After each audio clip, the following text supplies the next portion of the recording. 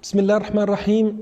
La lode spetta ad Allah, Signore dei mondi, la pace e la benedizione siano sul profeta Muhammad sallallahu alaihi wasallam e su tutti i profeti e i messaggeri che lo hanno preceduto. Cari fratelli e sorelle, assalamu alaikum wa rahmatullahi wa barakatuh. Giovani guide, vi dà il benvenuti a questa nuova puntata sui pilastri della fede. Grazie ad Allah subhanahu wa ta'ala abbiamo cominciato a parlare del quarto pilastro della fede islamica, che sarebbe il credere nei profeti e messaggeri. E abbiamo citato nel precedente video alcune parti della vita dei più importanti messaggeri, che abbiamo detto sono Nuh, Noè, Musa, Mosè, Ibrahim e poi abbiamo detto Gesù e il profeta Muhammad sallallahu alaihi wasallam. Abbiamo parlato un po' di Nuh, abbiamo parlato di Ibrahim e abbiamo parlato di Mosè.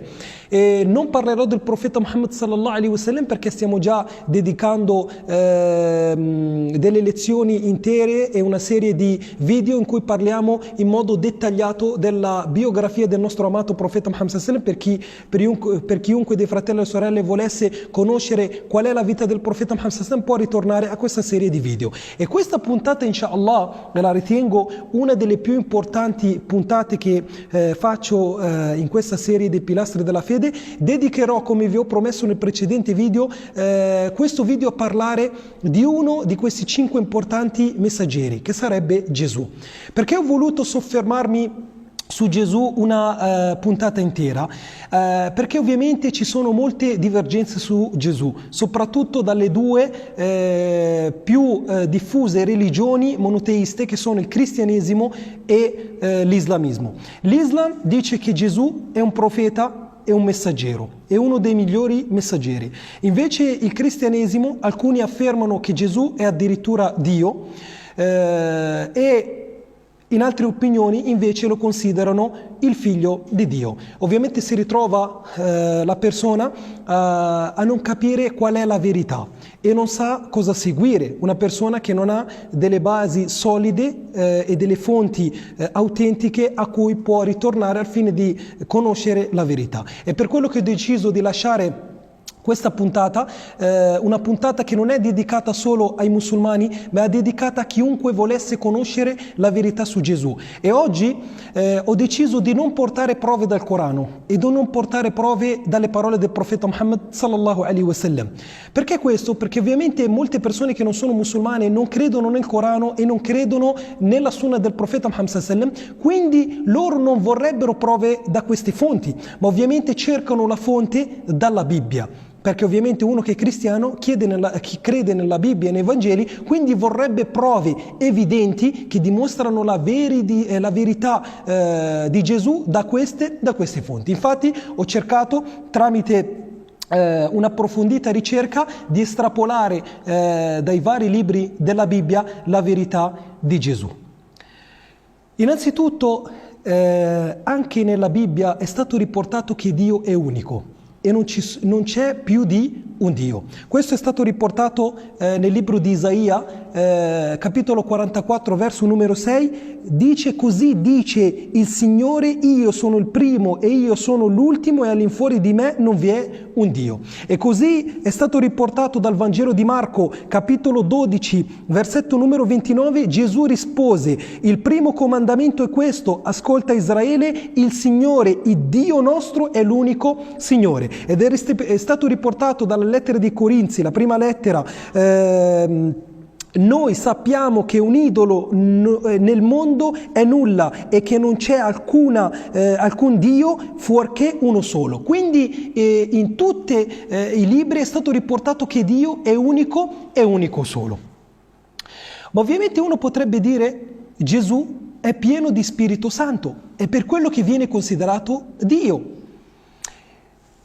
È stato riportato che anche altri hanno lo Spirito Santo. Dice, come è stato riportato negli Atti, capitolo 5, versetto numero 32, e noi siamo testimoni di tutto questo insieme allo Spirito Santo che Dio ha dato a tutti quelli che lo obbediscono. Quindi lo Spirito Santo non è stato dato solo a Gesù, ma è stato dato a tutti quelli che lo obbediscono. Ma uno potrebbe dire però Gesù era pieno di Spirito Santo dal grembo della madre, ma questo è stato riportato anche su Giovanni Battista, come è stato riportato da Luca nel primo capitolo, versetto dal numero 13 al 15, e sarà pieno di Spirito Santo, Giovanni Battista, fin dal seno di sua madre. Quindi non è una prova dire che, essendo che è pieno di Spirito Santo, che Gesù viene considerato un Dio o un figlio di Dio.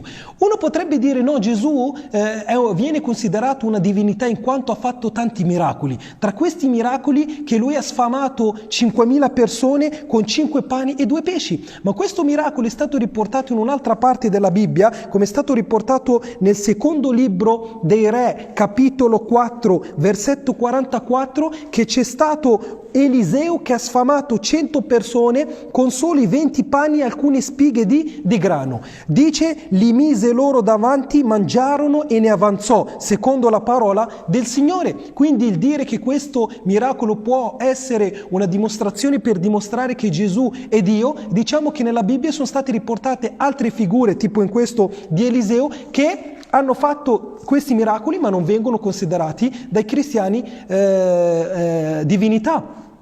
Uno potrebbe dire però Gesù, oltre a sfamare queste 5 persone, ha guarito il lebbroso, quindi aveva questa capacità di guarire, e questo è stato fatto anche da Eliseo e lo ha fatto con Naaman. Provate a leggere il secondo libro dei Re, capitolo 5, versetto numero 14. Allora egli, vuol dire Naaman, scese e si tuffò 7 volte nel Giordano, secondo la parola dell'uomo di Dio, che sarebbe Eliseo, e la sua carne tornò fresca come quella di un bambino e fu mondato. Quindi non vuol dire niente che Gesù poteva guarire il lebbroso, questo è un miracolo, come lo ha fatto anche Eliseo, e questa non è prova della sua divinità. Uno potrebbe dire però Gesù, oltre a guarire il lebbroso, oltre a sfamare tantissime persone con pochi pani, aveva la capacità anche di guarire il cieco.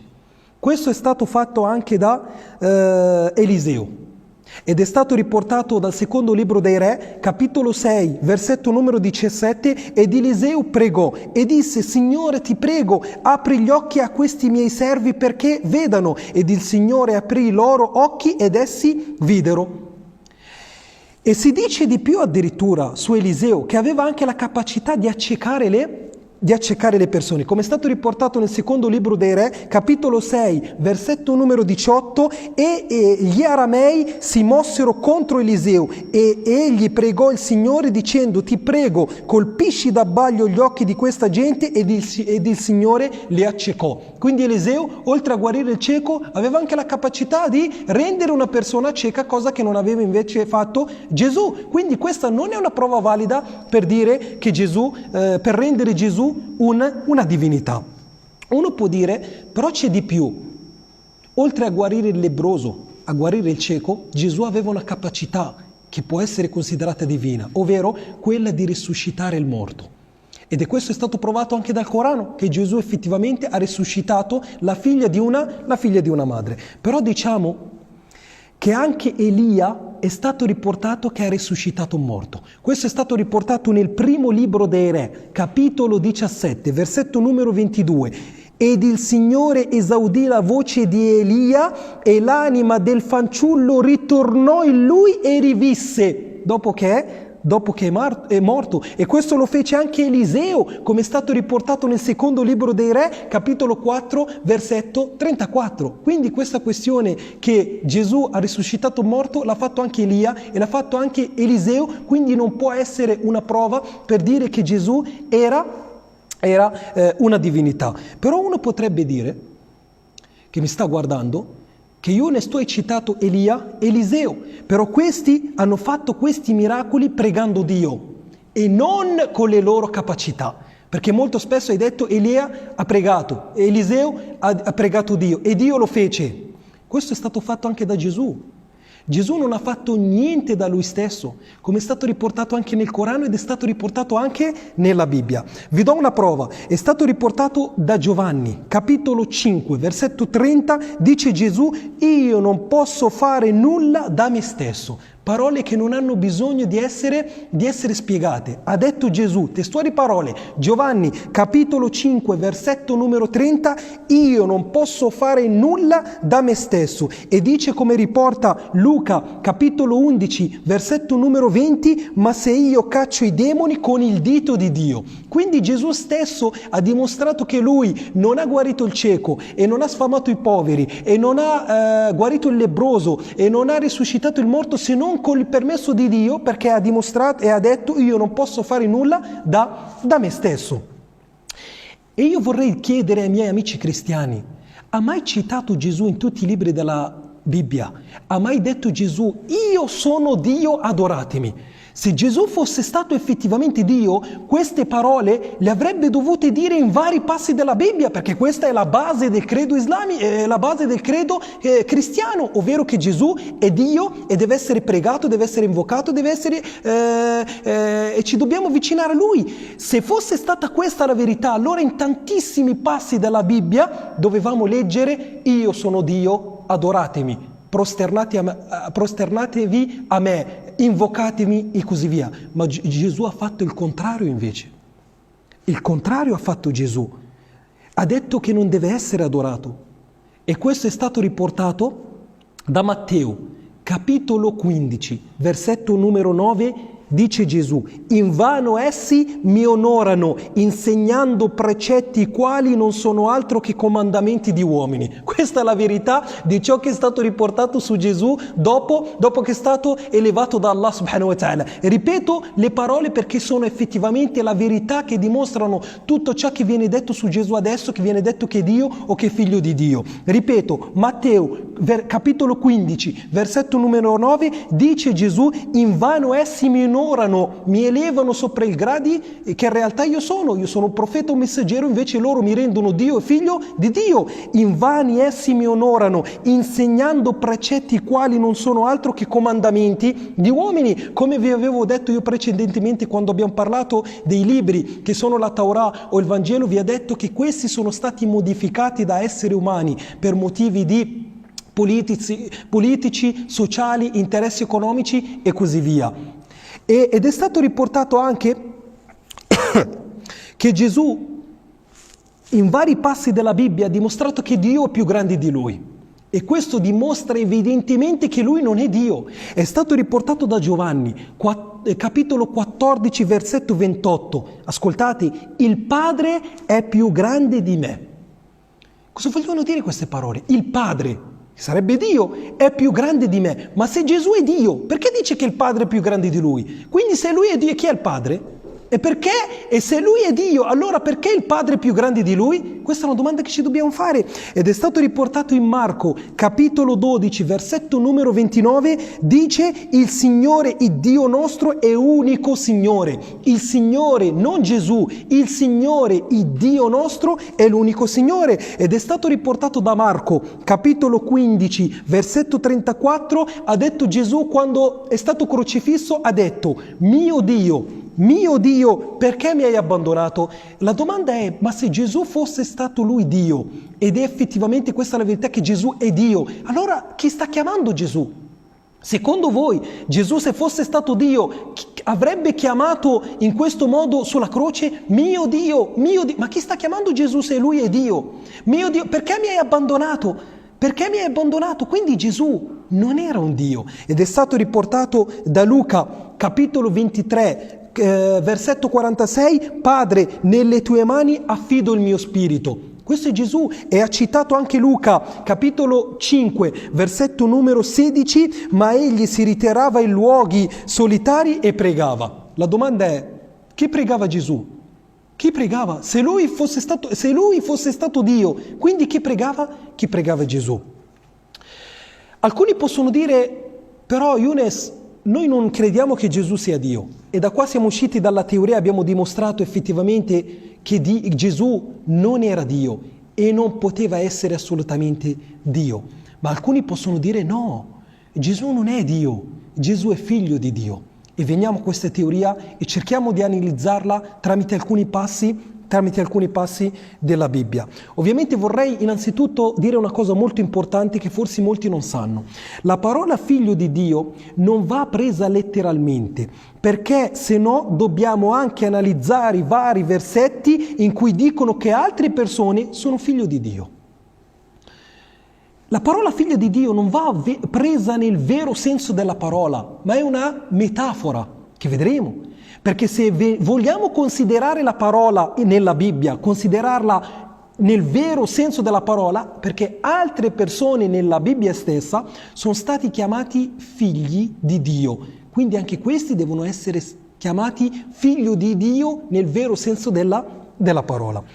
È stato riportato nel libro Esodo, capitolo 4, versetto 22. E tu, Mosè, dirai a Faraone, così dice il Signore, Israele è mio figlio, il mio primogenito.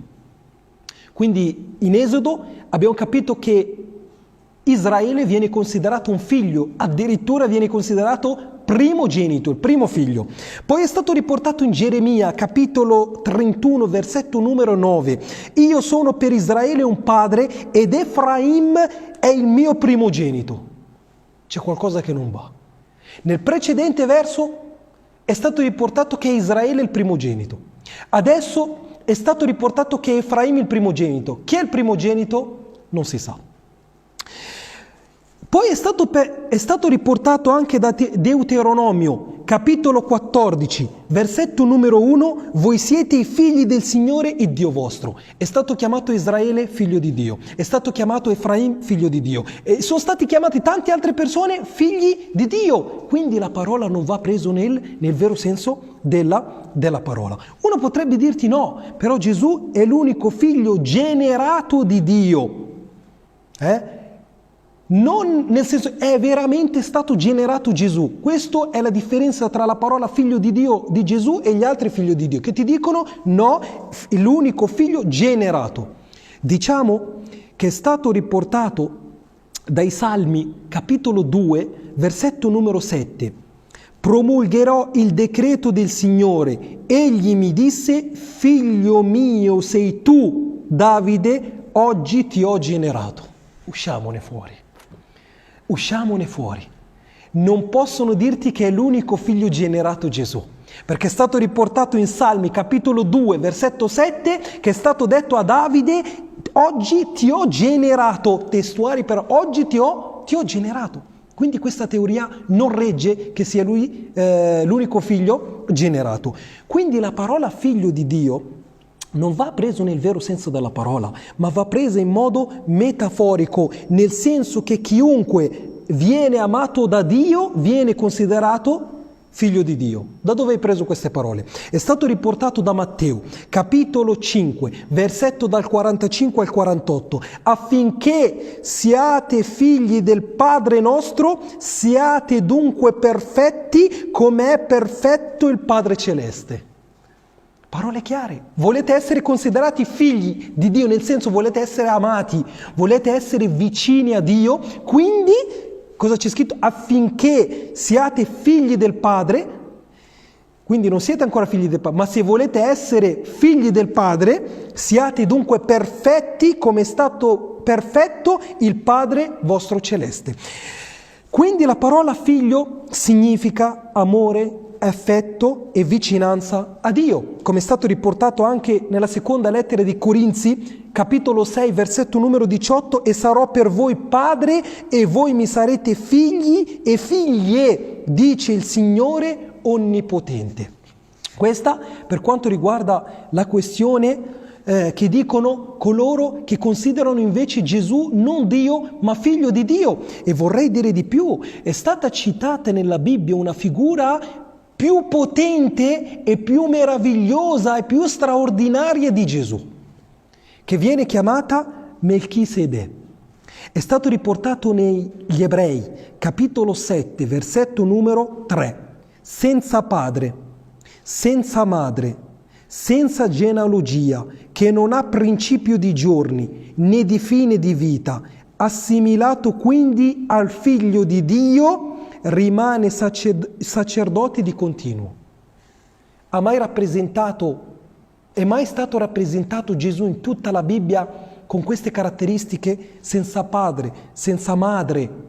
E noi sappiamo che Gesù aveva una madre, senza padre, senza madre, senza genealogia, che non ha principio di giorni né di fine di vita. Assimilato quindi al Figlio di Dio, rimane sacerdote di continuo. E vorrei dire a coloro che mi seguono che Gesù stesso ha rifiutato di essere chiamato Figlio di Dio.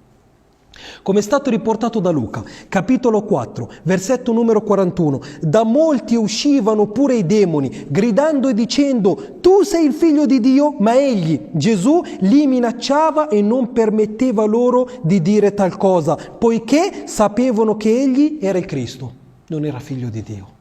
Parole di Gesù, non sono parole mie. Non ho voluto portare nulla da me stesso affinché coloro che mi stanno guardando sappiano di ritornare a questi libri in cui loro credono come fonti e capire effettivamente la verità di Gesù, che è la stessa verità che è stata riportata nel Corano. Ed è stato riportato anche in Luca, capitolo 9 e versetto 20 e 21, che Gesù ha proibito di essere chiamato Gesù, figlio di Dio.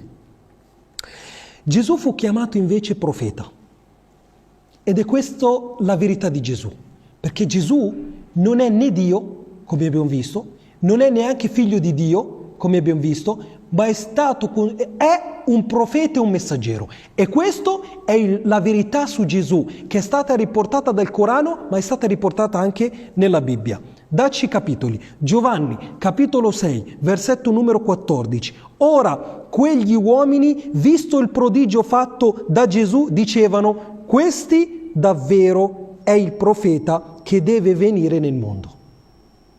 Giovanni, capitolo 6, versetto 14. Ora quegli uomini, visto il prodigio fatto da Gesù, dicevano, loro che erano con Gesù, che conoscevano la verità di Gesù, cosa hanno detto? Hanno detto: questi è davvero il profeta che deve venire nel mondo. Ed è stato riportato da Giovanni, capitolo 7, versetto numero 40. All'udire queste parole, alcuni fra la gente dicevano: questi è davvero il profeta, e parlavano di Gesù. Ed è stato riportato da Matteo, affinché uno non mi dica: no, tu hai portato solo parole di Giovanni. È stato riportato da Matteo, capitolo 21, versetto numero 11. Entrato Gesù in Gerusalemme, tutta la città, ripeto, entrato Gesù a Gerusalemme, tutta la città fu in agitazione e la gente si chiedeva: chi è costui? E la folla rispondeva: questi è figlio di Dio? No. È Dio? No, questi è il profeta Gesù da Nazaret di Galilea. Questi sono la parola della folla che viveva con Gesù. Ed è stato riportato da Luca, capitolo 24. Abbiamo Giovanni, abbiamo Matteo, abbiamo anche Luca. È stato riportato da Luca, capitolo 24, versetto numero 10. Domandò che cosa? Gli risposero: tutto ciò che riguarda Gesù Nazareno, che fu profeta. Gesù da Nazareno, che fu profeta, potente in opere, in parole, davanti a Dio e a tutto il popolo. Penso che ho dato abbastanza prove per chi vuole effettivamente conoscere la verità. Ed la verità è quella che ha fatto scendere Allah subhanahu wa ta'ala nel Corano, ovvero che Gesù non è Dio e non è figlio di Dio, ma è un profeta e un messaggero. E per chi ancora avesse dei dubbi, vorrei dire: come se voi considerate effettivamente Dio immortale, ovvero che non muore mai. È stato riportato dalla Bibbia che Gesù è morto per 3 giorni ed è stato sepolto per 3 giorni. E la mia domanda è: chi ha guidato l'umanità e chi ha gestito l'universo in questi 3 giorni in cui Gesù è morto? E come potete pensare che un Dio potesse chiedere aiuto nella croce, come abbiamo visto, dicendo: mio Dio, perché mi hai abbandonato? E come si è voluto rappresentare Dio facendosi crocifissare e uccidere da un popolo che è inferiore a Lui? Quindi io vorrei dire ai miei cari fratelli e sorelle, a volte che il nostro cervello viene velato da alcune contraddizioni o da alcuni insegnamenti che ci insegnano da piccoli, ma alhamdulillah Allah subhanahu wa ta'ala ci ha dato un cervello per poter differenziare la verità dalla falsità. Quindi la verità su Gesù è che Gesù non è Dio e non è figlio di Dio. Ma ci rimane la domanda a cui dobbiamo rispondere molto velocemente: ma Gesù è morto? Secondo i musulmani è la verità, Gesù non è morto, ma è stato elevato da Allah subhanahu wa ta'ala in cielo e, come abbiamo riportato precedentemente, ritornerà e sarà uno dei segni maggiori che dimostrano la vicinanza dalla fine dell'ora. Colui che è stato crocifisso non è stato Gesù. Alcuni danno la tesi tra i sapienti e dicono che Gesù, quando si è riunito con i suoi apostoli in casa, ha detto ai suoi apostoli: chi vuole prendere il mio posto, perché gli ebrei mi vogliono uccidere, perché Allah gli ha rivelato che gli ebrei stavano preparando per ucciderlo, per crocifissarlo, e ha detto: chi vuole prendere il mio posto? Ha detto un ragazzino per 3 volte: io Gesù, io prendo il tuo posto, per 3 volte. Allora Allah subhanahu wa ta'ala ha cambiato l'aspetto di questo giovane ragazzo nelle somiglianze di Gesù. E non venite a dirmi, fratelli e sorelle, come è possibile una cosa del genere, perché per Allah niente è impossibile. Come è riuscito a trasformare te, che non eri altro che un piccolo punto di spermatozoo dentro il grembo di tua madre, ti ha dato 2 mani, ti ha dato 2 piedi, ti ha dato un viso, ti ha dato un cervello, ti ha dato degli occhi. Allah è in grado di cambiare una persona e farla somigliare ad un'altra persona. Quando sono entrati gli ebrei non hanno preso il vero Gesù, perché Gesù è stato elevato in cielo da Allah subhanahu wa ta'ala, ma hanno preso la somiglianza di Gesù e lo hanno ucciso pensando di aver ucciso il vero Gesù. وَمَا قَتَلُوا وَمَا صَلَبُوا وَلَكِنْ شُبِّهَ لَهُمْ. Non lo hanno ucciso, non lo hanno crocifisso, ma è apparso a loro. Questa è la verità di Gesù. Chiedo ad Allah subhanahu wa ta'ala di renderci saldi sulla retta via. Non dimenticatevi di condividere questo importantissimo messaggio e video al fine di far capire, oltre ai musulmani, anche ai nostri amici cristiani, la verità su Gesù. Barakallahu fikum, wassalamu alaikum wa rahmatullahi wa barakatuh.